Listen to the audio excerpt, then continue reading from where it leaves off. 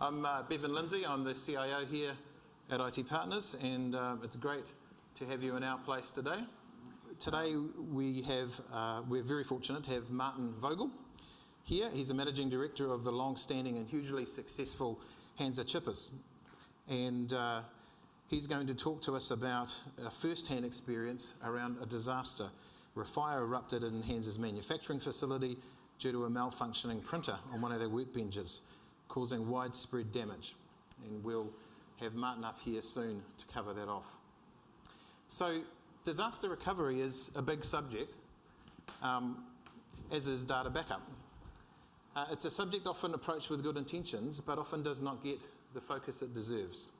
So every business today relies on IT systems to survive and to innovate. And I'm sure you'd agree that digital dependency is always growing. It's never declining. It stands to reason then that we should be taking the time to plan and rehearse the processes that will allow us to recover from a disaster scenario, given the alternative is prolonged business interruption. So here's what we'll be covering off this morning. We'll have Martin come and spend some time talking about the real-world learnings from Hansa's disaster recovery experience. We'll be addressing the New Zealand She'll Be Right approach. We're going to look at the importance of having a reliable backup, or in this, we'll call it BCDR, business continuity disaster recovery solution, putting your BCDR systems and processes to the test, and we have some recommendations moving forward about how you may want to approach this or enhance what you're already doing today. So, at this stage, I'll hand on to Martin. Welcome.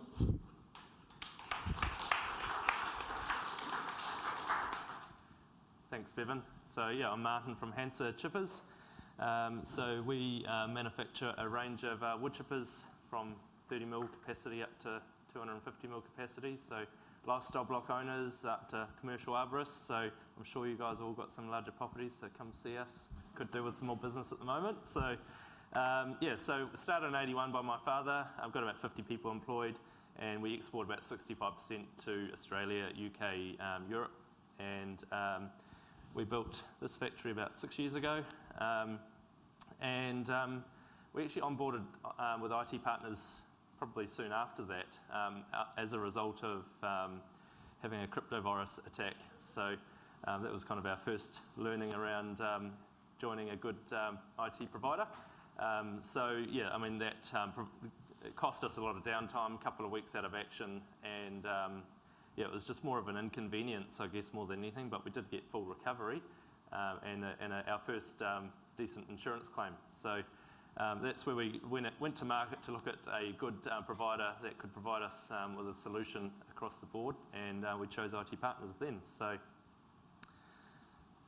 and then just over 2 years ago, on the 12th of February, we had a disaster. When I was at home, I was actually asleep in the spa pool. Kids were jumping around the pool, you know, Saturday afternoon, great times. And one of the rare occasions I didn't have my phone on me. And yeah, so security was trying to get hold of me to say that they've had an alarm go off. So yeah, 4:19 p.m. on Saturday the 12th. So its total loss was about $17 million.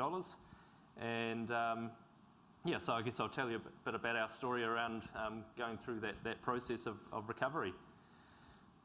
So when I arrived on site, I saw, you know, there was only one fire truck, I think, there at the time. Yeah, they pretty quickly needed to ask for extra help, and I think there was about 12 appliances soon after. But the first unit arrived within 3 minutes of that fire starting. So, and that was when the alarm was raised, and it was about 10 minutes after the first flame. So it just goes to show, you know, how fast it can happen. And of course, it was on a Saturday afternoon when no one was there. So,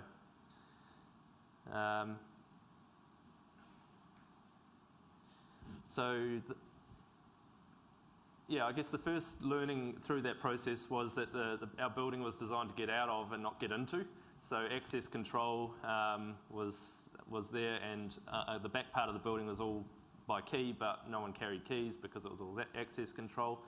And so we could get access to the front of the building, but not through into the rest of the building because it was separated by a firewall and didn't want to protrude through that. So since then, we have also provided the fire service access to the building, and we do annual kind of walkthroughs so that they understand what they're in for when they arrive on site.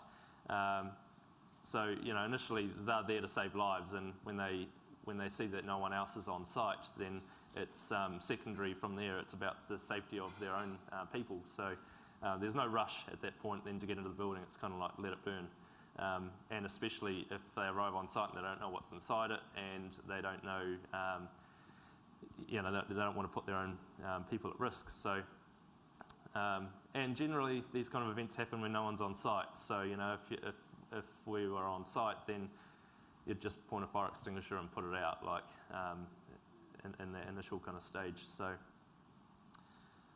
and I guess the other thing that was a real test was that firewall between the office and the rest of the factory worked really well. The fire's at 1200 degrees and 50 mil on the other side of the wall. The paint is untouched, so it does an amazing job. So this is actually the fire starting. It was on our outwards goods bench, and it was caused by a printer. Pretty sure it was a Zebra label printer because the insurer is chasing recovery, as far as I understand, from Zebra, so they must be pretty confident. But the other device next to it was just a Brother A4 laser printer. So, they're the kind of devices that we all have, so it's just the one that we had that decided to give up life. So, yeah, we can see there a bit of smoke coming in. At this point, the alarm wouldn't have been erased yet because would have been raised by heat rather than smoke from the top of the ceiling. But this is like 4 minutes long, this video, and it goes to show, how quickly it goes from a little bit of a flare up into a full kind of inferno. So, and I guess when I arrived on site, that it was beyond this point when they first cut into the building. It immediately kind of dawned on me like that we were going straight into like a recovery kind of rebuild phase, and didn't allow for much emotion. Like you kind of go straight beyond that into right, we've got to come through this. So could see straight away that it was like 100% loss. Let's start again kind of thing. So. So I guess that emotion was pretty limited because you just got to jump straight on and know that you've got to lead that recovery process. So, and I was pretty confident with the fact that we had always said yes to our insurance broker. Anything that was recommended was always implemented. So it kind of gave you that confidence to say, hey, we're going to be okay, because there's only 10%, the statistics say, of businesses that come through an event like this that actually recover. So the other 90% fail. So by about 6:30 that night, the fire had been put out by the firefighters, and so we could actually get in and have a look and see what it looked like inside the building. And like I mentioned, that firewall saved the office, but the office doesn't manufacture product, which doesn't make us money. So, the fire service was there till about 4 a.m. dampening those hot spots. So we can see here now it's really starting to get going, and the fire's getting up that pallet racking underneath, starting right at the bottom. Probably, catches a couple of courier bags on fire and then gets into a bit of wood, and then you've got lots of oxygen between pallets and gets things going. And then from there you get the heat build up over the top of the building, and you can start seeing some things dropping down off the ceiling and then causing additional fires everywhere through the building. So.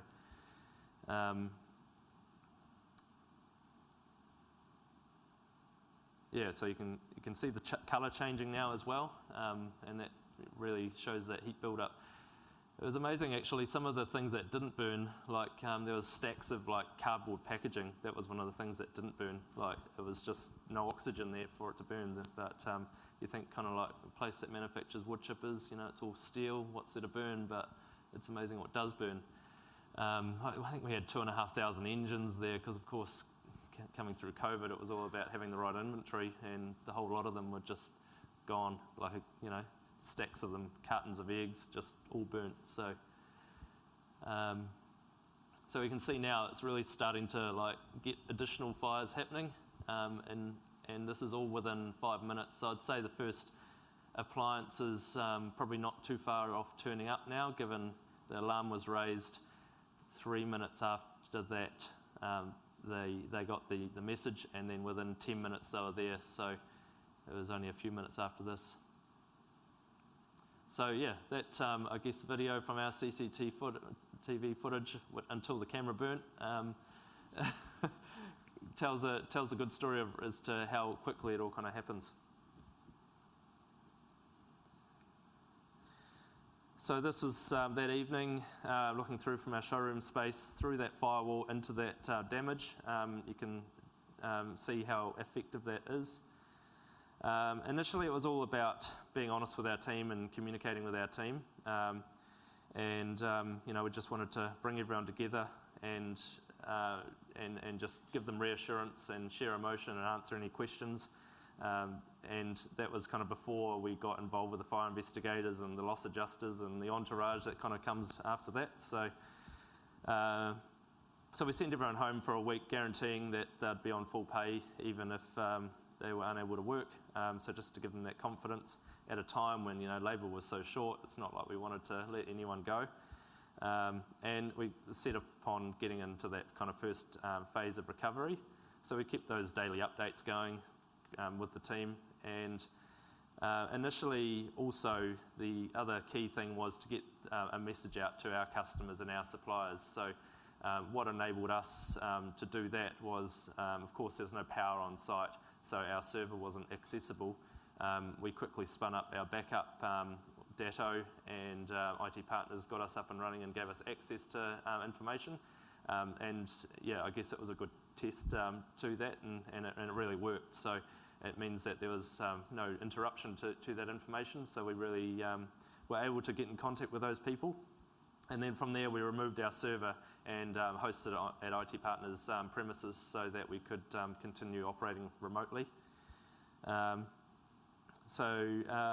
just wanted to make sure we kept everyone updated, because the phone was just going nuts, and we just wanted to prevent and get on top of that. And there was just so many offers of help out there. So that first week was pretty crazy, dealing with those fire investigators and meeting all the loss adjusters, and they're all kind of turning up, and we're like, well, we don't know what's going on here. And like, who are you? What are you doing? And so there was 6 fire investigators, because there was 2 insurers, one for the business, one for the building.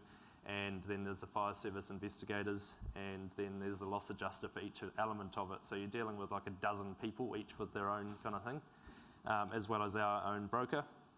And I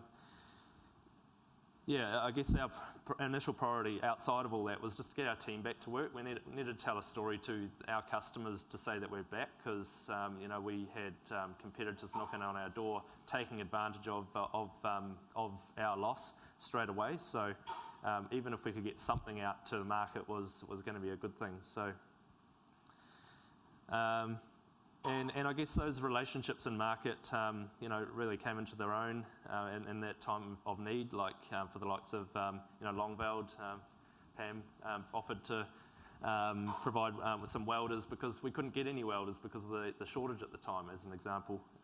So all our equipment was lost, and Stainless Design giving us a space in their workshop to continue on with.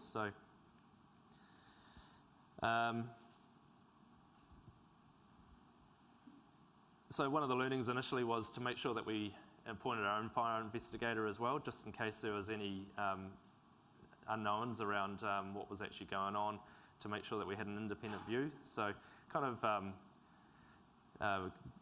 caused us issues with our insurer, because then they thought we had something to hide, because they were like, why are they appointing their own fire investigator? But in the long term, it actually worked out all right.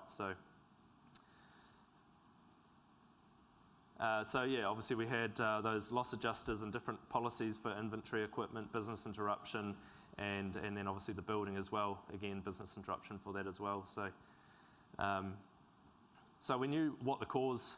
We knew where the fire started, but we still didn't know what the cause was. So that's the fire investigator's job initially, to kind of establish that.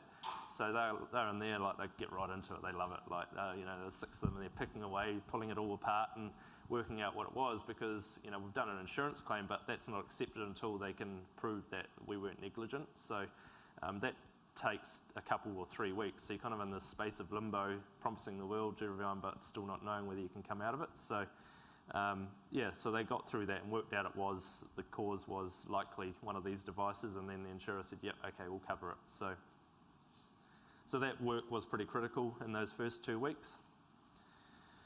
And then we moved into the recovery phase. So we staged that into 3 different phases. And initially at that stage, the biggest issue was actually finding a building that we could move into, because it was just so tight. There was no industrial building available to move into. So we looked at various options, and there was so much help offered from various local businesses. So we'd lost 100% of our space. So we initially used our offices there, which they stunk of smoke, obviously, but we operated on generator power. I think we were like burning $300 of diesel a day or something like that, ridiculous like that, and a 60 kVA generator just to keep the lights on and keep the server running. So, but it was kind of like a hub, a bit of a distribution hub that we operated out of, and then we moved our server back on site and running off power, and every Friday night we just shut it down to give the service, give the server, well not the server, the generator a service. And we managed to get hold of a warehouse over the road just for raw materials, which was during the off-season at AGCO, and I think we had 4 different locations that we're fabricating out of, so Stainless Design being one of them, and so we split the team up and worked across those different sites. Powder coating, we had lost all our plant, so I think we were operating out of about a dozen different places around the Waikato, because there was no one powder coater that wanted to take on all the extra work, because they knew it was only temporary.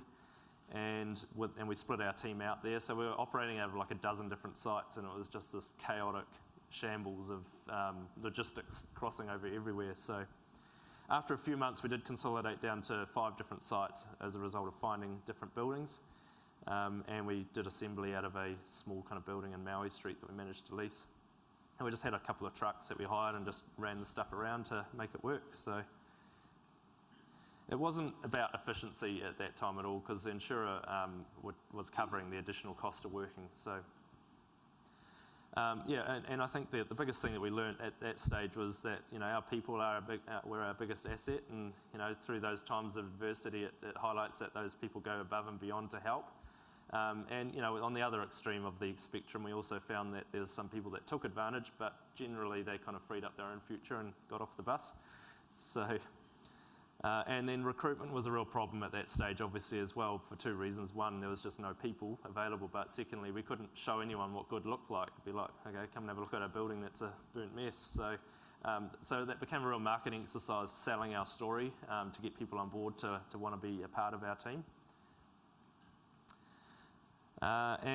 So when we talk about the technology partnership, having that reliable BCDR solution was critical in our situation. And it's a really good example of that, both one when we had the cyber attack, but also secondly, that meant that as a result of the fire, there was no disruption at all. Like, we got our information straight away, and then we got up and running again in stage 2. And so it's a real life example of how critical it is, and secondly as well is that relationship with IT partners. It wasn't like we were having to ask for it; they were already there doing the job for us without us even realising, because probably realised we had other things on our minds. So that was pretty cool to be able to get on and make it happen. And that meant that we just didn't have the downtime when it came to data and information, so that we could just get on and focus on our energy on rebuilding. So,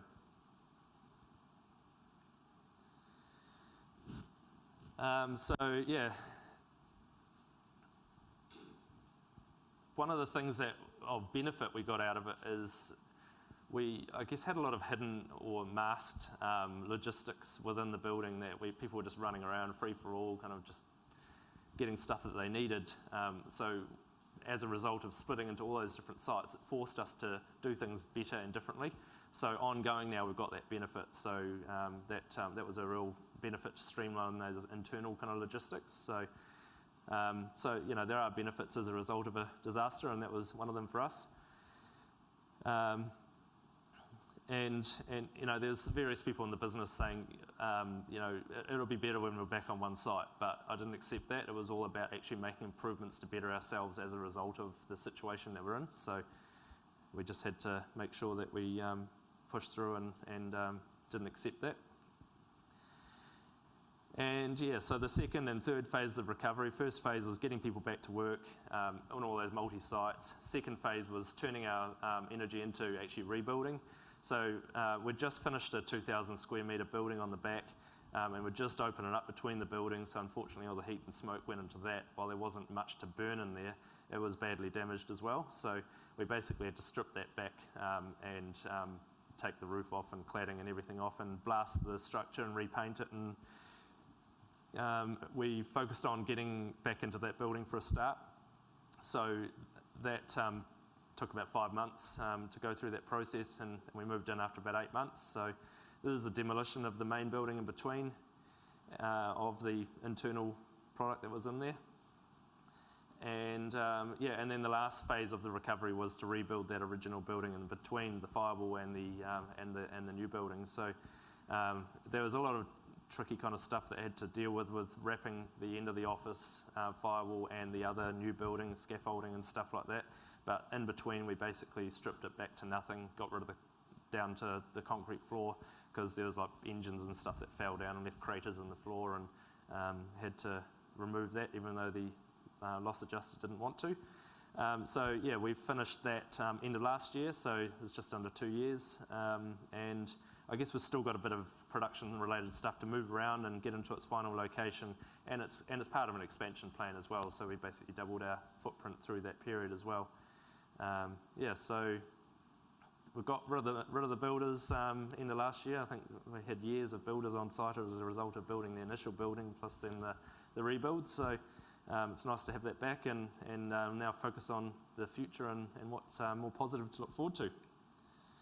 So that's a bit of a kind of a view of what it looked like after the fire and before we moved in. So that's everything from me.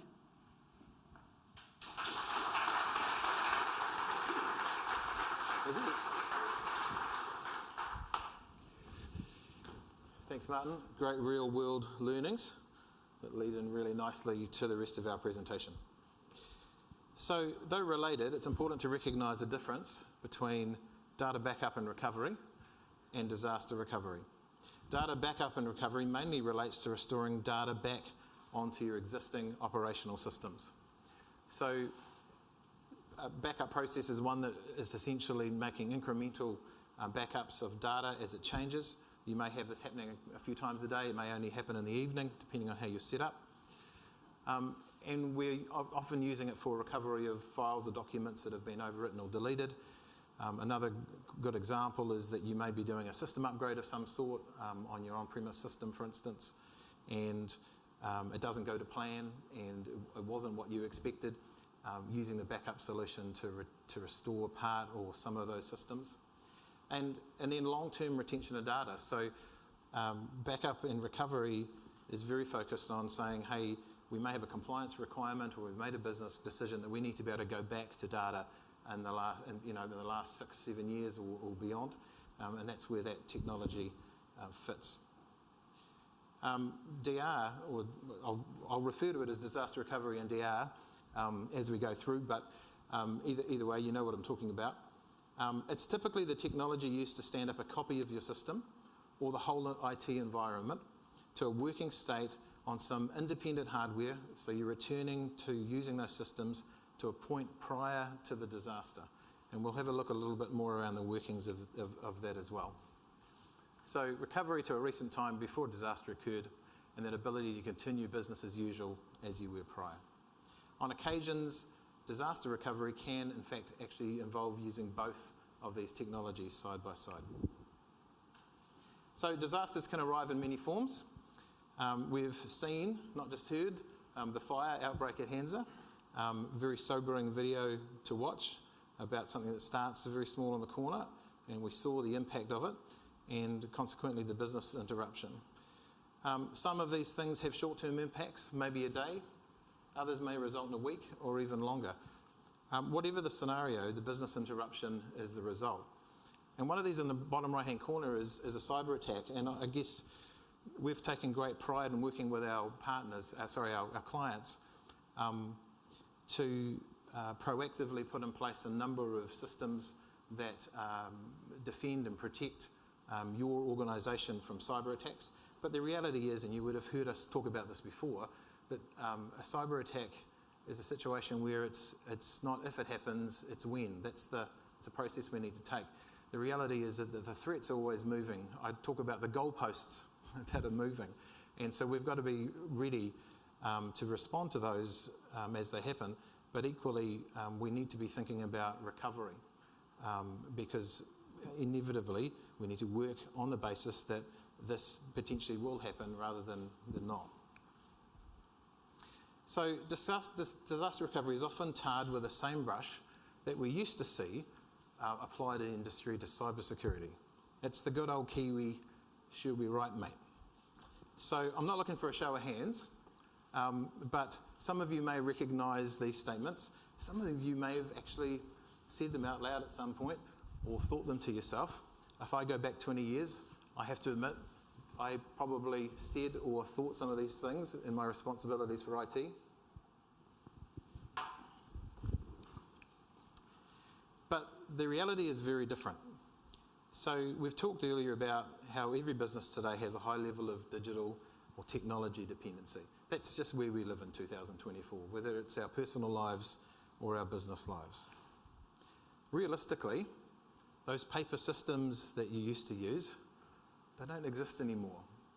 And in reality, in the evolution of moving from technology, from paper into technology, there's been several iterations of that. So the idea of going, hey, we might actually just conjure up the paper to replace this complex technology is a little bit of a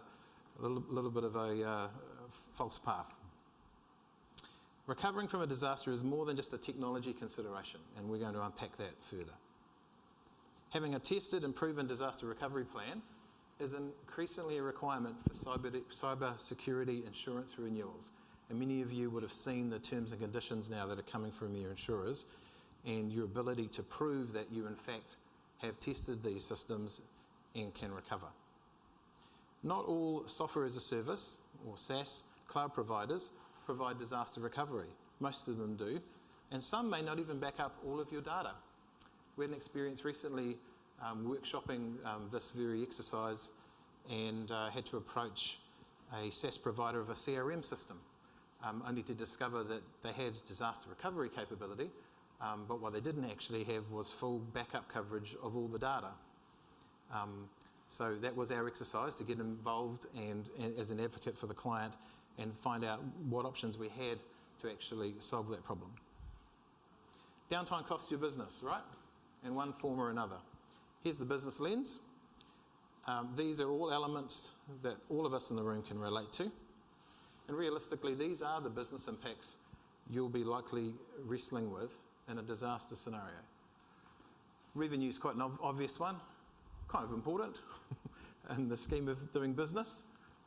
Sustaining client expectation. If you've set an expectation you're going to provide a service to somebody in 3 days from now and you're unable to deliver it, they may be really loyal to you, but at the end of the day, they may need that to keep their business running. You're in a situation now where you're dealing with the bottom left, with reputation. You may have actually been in a situation where the door's been opened to the competition. And those services are being supplied somewhere else. Contractual obligations. You may have clauses around delivery or penalty clauses that suggest that if you can't deliver on goods and services, there's a penalty fee.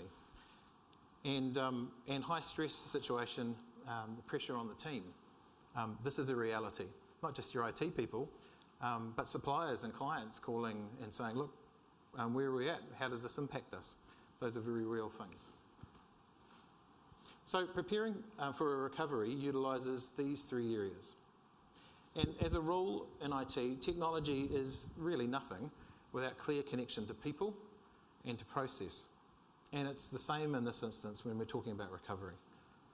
So preparing for recovery involves establishing how to test your readiness, simulating a disaster and the business impact, testing and validating your readiness, evaluating what you learned, it's that continuous improvement cycle, and then making the necessary improvements.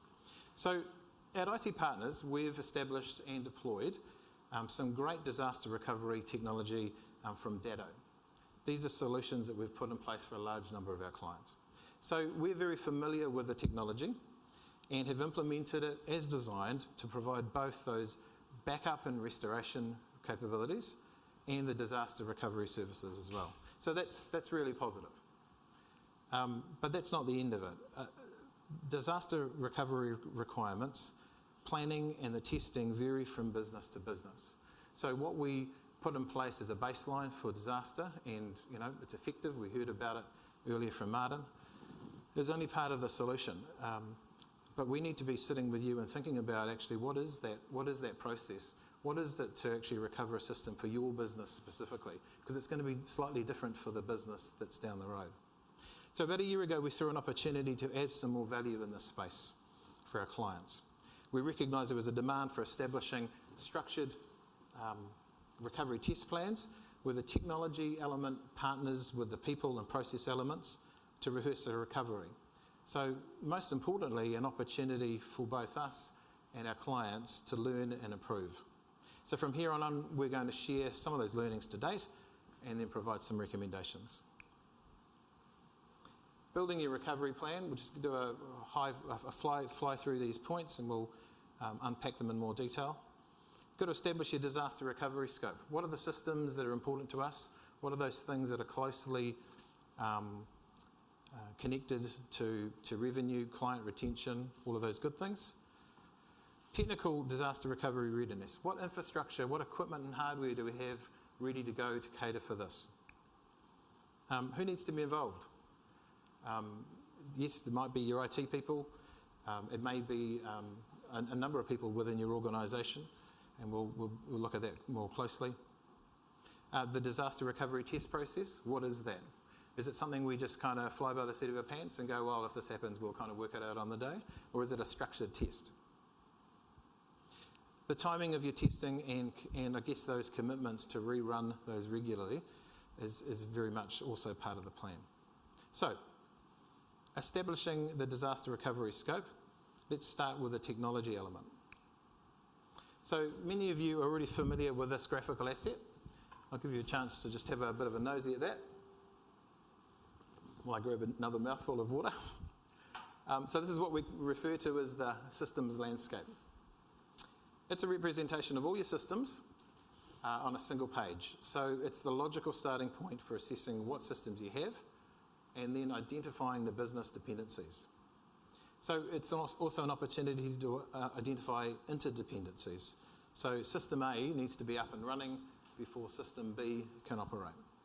Many of you, as clients of IT Partners, will have this asset in place, and we use it for a number of things, including this disaster recovery focus.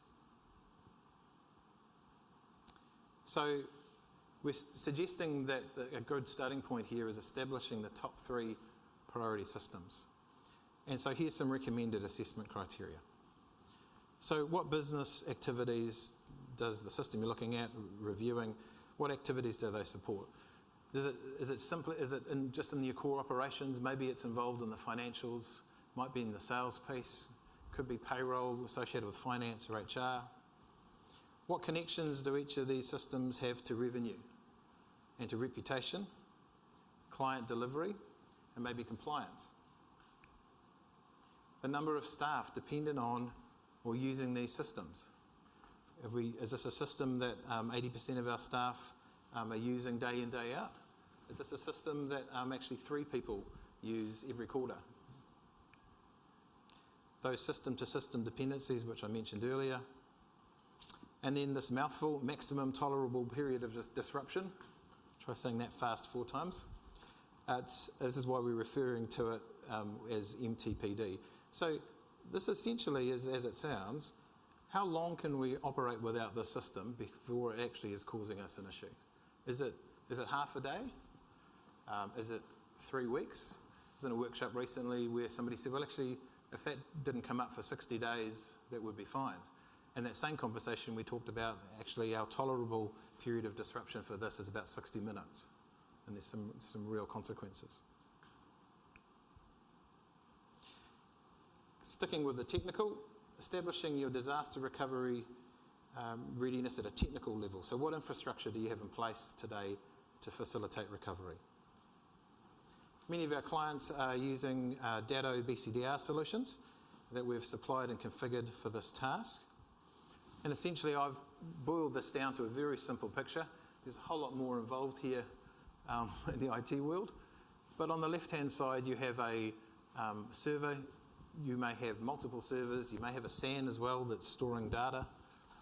Those physical servers are hosting systems for you there, and we're thinking about document storage. We're thinking about log-on, or what you might refer to as Active Directory. It might be an ERP system, a CRM system, a payroll system. And so we have software set up that allows routine backup in the first instance of that data to find itself onto this Datto appliance. And this Datto appliance is typically sitting next to your server on premise. And from there, once the data is retained here, it's automatically replicated out to Datto's cloud storage solution as well. So this is where we achieve an off-site recovery. So using the fire as the example, when Martin talked about being able to access those contact details and be able to stand those systems up, that was enabled by way of the off-site Datto solution. So that's the backup piece that's running. But equally, there is the disaster recovery capability. So that data that's sitting in that middle box there on the Datto appliance, that appliance also has the ability to simulate being a server. So it has the hardware in it to basically run up a load and run up those core important systems that you need in order to actually keep running. So that's that capability there. And that capability also exists in the cloud solution.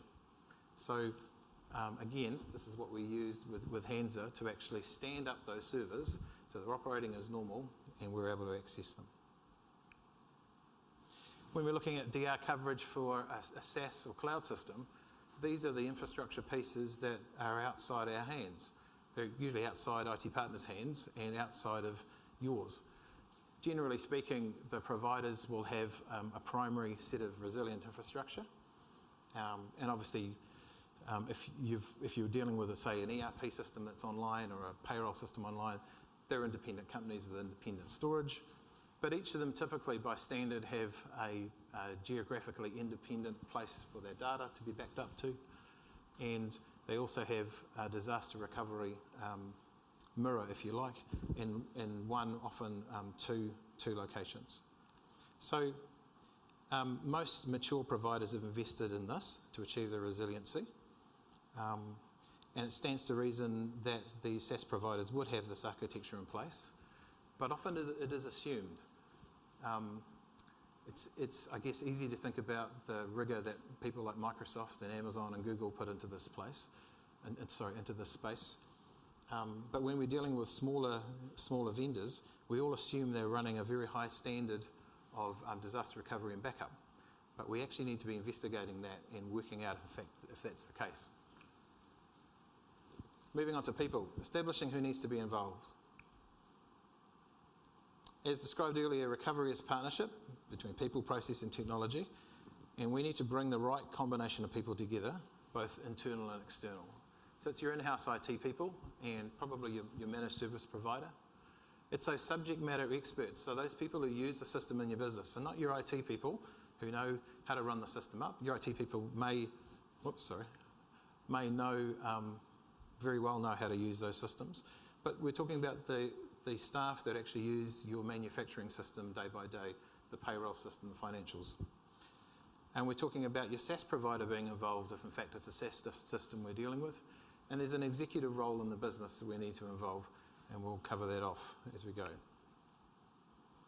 So, moving on to process. Firstly, we're just going to apply this to the on-premise system scenario. So this is where it all comes together. And we're suggesting that you would apply this method to each of those 3 priority systems we referenced earlier, once you've identified them, and you apply this individually to each. So real high level, and we're going to unpack this, we capture what good looks like today in your live system. So if we're going to talk about a successful recovery and being able to measure that, we need to know what it looks like now. We need to do the technical part, standing up a recovered copy of that system. So that's your IT people or ourselves or both. You're bringing these subject matter experts in to basically say, hey, look, we're going to attach to the system and check that it is actually fit for purpose. Does it run and do all the things that we're aware of as normal BAU? We then need to sit down with all of these people and evaluate, well, we ran this test, what did we learn? We need to take our results to an executive to actually get some, an independent view and a sign-off, and we'll unpack that a bit more. And then importantly, we need to actually decommission the recovered system. So all of these activities get captured in a disaster recovery validation document. So it's an accurate record of the process steps to follow, so both the business side of things and the technical, and the results that we saw, and then the learnings and actions that we need to roll with. So let's take a closer look at these steps. So starting on the left, capture what good looks like today in your live system, and putting that into our DR validation document. So we first need to establish a baseline for what normal system functions look like. And the term we use here is use cases.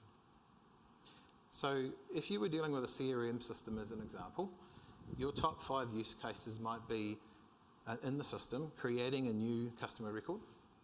It might be about merging 2 records together, building an outbound marketing campaign, capturing meeting notes, detailed segmentation reporting, those kind of functions.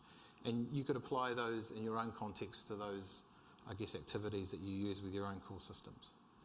And each case has a related set of steps. So almost a standard operating procedure, if you like. So this is literally a record of, we click on this, we go to here, this drop-down box, we fill this data in, we submit it. And so those steps need to be documented. And then for every one of those things that you're doing, there is an outcome. There's typically, in any system you're using, there's a visual outcome that you're dealing with. I've created the record, it shows you the record. If I'm running a report, it shows me the report with all the detail. And quite simply, being able to actually screen grab that outcome and have it in the document. That's our baseline saying, hey, these are how we operate. This is the reality of what the system looks like normally. So then we go and stand up a recovered copy of that system. This is the technical part. So using the data investment as an example, we use a technical capability to stand up a replica of the live system. Now this could be on the local appliance, or it could be the copy that we have sitting in the cloud. Now in the case of a fire, even though Hans's equipment wasn't actually damaged, there was no power. So there was a requirement to run it up over there, but if in the cloud. But if you were running with a scenario which was a cyber attack and it was a ransomware attack and it got stopped halfway through, you may have actually just a couple of servers that have been compromised. And in fact, actually, the equipment itself is all running and happy. Once you've sorted out the critical nature of the cyber attack and making sure that's tidied up, using your local data appliance would be the solution you would use in that case to stand up copies of those systems, or in fact the whole environment. So we now need to validate that the system does everything the live system does. So again, we're capturing these results in our DR validation document. And those technical steps here, for that matter, these also get captured in the recovery validation document. With a replica system stood up, we need to do the validation. And so that's about performing all the use cases by stepping through these documented standard operating procedures, all these steps. And essentially what we're doing is we're then taking the time to capture again what those outputs are. So it's a simple A and B comparison.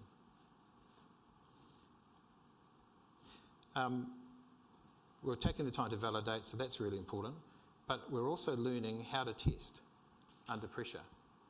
So what we want to avoid is, in a disaster scenario, saying, hey, this is a real outcome, this is a real scenario we're dealing with. We've restored the system, and we've got it up and running. We've got all these people queuing, eager to use the system. Actually, it'd be almost too easy to go, yeah, guys, it's all running and it's all go, and we're done. But actually, if we haven't got the ability to go in and test and validate, then we may find ourselves 3 days down the track going, oh, hang on a minute, this part of the system didn't run like we expected. These reports aren't quite right. It's a little bit hard at that point, having already had the business disruption, to be 3 days in and go, oh, well, hang on, we've got to go back. So it's about it's rehearsing the process and being ready to do that. Evaluating learnings and actions. Again, these get collected into this recovery validation document. Usual stuff, what went well, what proved more than difficult than anticipated. Timing observations, how long did each one of these steps take? Were people maybe committed to being available to do some of that initial capture of how the system works today, but it got put off because of different reasons? The recovery, when we did the recovery of the physical system, the technical element, how long did that take? Did that take longer or shorter than we expected? What could we improve? Any other observations as we go? And then obviously actions. So off the back of these learnings, there's some commitments we need to make prior to the next test. Executive sign-off. So we present that disaster recovery validation with its live use captures and recovered use case captures for evaluation. So we've got someone here, senior in the business, who's working independent of this process. Really what they're looking for is saying, guys, show me how the system works normally with the use cases. This is the evidence. And over here, this is what it looked like when you restored it. We're looking to sign it off. We're looking to be able to provide some evidence that we can also provide to insurers to say, yep, we're not only nodding our heads and going, we did the testing. By the way, here's some supporting documentation. Decommissioning the system. We need to take the system offline and then make sure the system and all the associated data has been deleted.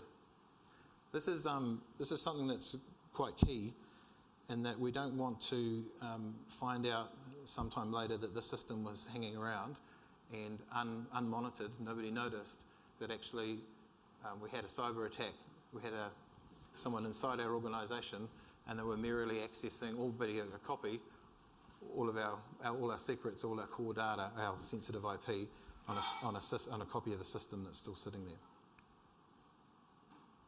So we've stepped through left to right the testing, and we've captured our data and the DR validation document as we've gone. This serves as an accurate baseline function to validate against, an accurate record of technical recovery steps and sequence, the evidence of testing and positive validation, which we just mentioned, and a plan that can be used to recover that system in the event of a disaster. So we're suggesting here you take those first 3 systems, and it's a good start, and then you can work through and test those other systems as time, budget and resource allows. And what we're recommending here is each one of those documents, those validation documents, effectively forms a library that you can call on as required depending on the disaster. So rolled up, all of those plans may allow you to complete a full DR test exercise that involves recovering and validating all of those systems, maybe in quick succession, all in one go. What's really key to note here is that these documents, once we've created them, they may need to be refreshed as we test, and that might be an annual process. But there are other scenarios where we need to update these documents, like a system upgrade. If the system has got different features and it's a new version of the software, or we're thinking about maybe the infrastructure that it's on has changed, or the way it's accessed has changed, we need to go and update those documents. We don't want to be in a position where we're going to validate and actually our last set of records aren't actually particularly accurate as our base. So what about the DR test process for those software as a service and cloud systems? So it's important to appreciate that in many SaaS systems, you may be using the system alongside other businesses. So your data is secure and separated, but the infrastructure might be common. So this will often lead to the challenge of a SaaS provider not being able to stand up your system in another location without impacting the other clients. So we'll talk to that in a minute. Approaching your provider with a baseline questionnaire to establish disaster recovery capability is a good start. And we've done quite a bit of work in this space, and we're really keen to assist you in this area. It's about asking the right questions and taking the right approach. If they can't simulate the recovery of your whole system, based on what I mentioned earlier, then progress with the recovery of your data into a test system. We're finding that that's often the next best thing. So at that point, we're at least testing their data backup and data backup and recovery capability, because essentially that's still important. Interestingly enough, that same baseline questionnaire can then double as a requirements assessment when you're looking to invest in a new SaaS system. Actually asking the questions about disaster recovery and backup capability up front. And essentially whatever the instance where, and depending on what the provider can provide you, we need to, where we can, step through that same testing process. The technical part might be a little bit different, but the elements around it would be much the same. So, some recommendations moving forward. In terms of planning and testing, we recommend you start considering that disaster recovery scope, the system landscape. What are those critical systems as they align to business impact? Your technical disaster recovery readiness, so those systems and infrastructure that you have in place. Identifying who needs to be involved. Actually doing the testing, stepping through the process, and then establishing, once you've done it once, not going, oh yeah, well that's all done, we'll put that in the bottom drawer, we don't have to worry about it again. When are we actually going to go and test and repeat this? What are the processes and business rules we're going to put around making sure that that happens? We would love to assist you in this process, as we have been over the last 12 months with a number of clients, helping you to build your plan and executing your testing. Another recommendation here is developing your non-technical recovery responses. So we've talked a lot today about recovering our IT systems, but there's some key questions here. So who owns the leadership of recovery in your business should that event occur? Who's in charge? Who holds the flag and says, guys, we're doing this, we're going this way? Who communicates the disaster to key stakeholders? Your staff, your clients and your suppliers. Martin talked about this process earlier. You've got a lot of panic going on. You've got a lot of people asking questions. Who does that? Who communicates that? Who owns it? Is it a group? Is it a single person? If it's a single person, who's the person who kicks in as the backstop if that person's not available? I remember talking through a scenario a few years ago where somebody said, look, here's a scenario that occurs, it's hypothetical. You're now in the thick of trying to recover from the situation. You're in the first hour. The CEO is on a flight and he's halfway between Auckland and Perth. So who's going to front up here and have the conversations? Who's going to talk to the media? This is where we need to be making sure that we're ready. What are the contact details for all of these people that we need to contact? There's a great example before that Martin used about being able to stand those systems up in order to access that information. What and how do you communicate wider? Press statements, media inquiry. What are all of those things you're going to deal with when you're eight hours into it and Waikato Times is knocking on your door going, we'd like a statement, what does this impact, what's going to happen, all of those kind of things. And governance versus execution. So in these outages, in these disaster scenarios, there are people on the ground doing the execution, there's a lot of activity. Who are those people and what those roles that sit across it and basically make sure that things are still heading in the right direction? Important. Again, we'd love to assist you in these discussions and in this process of trying to develop those plans that run alongside these IT pieces that we've spoken about today.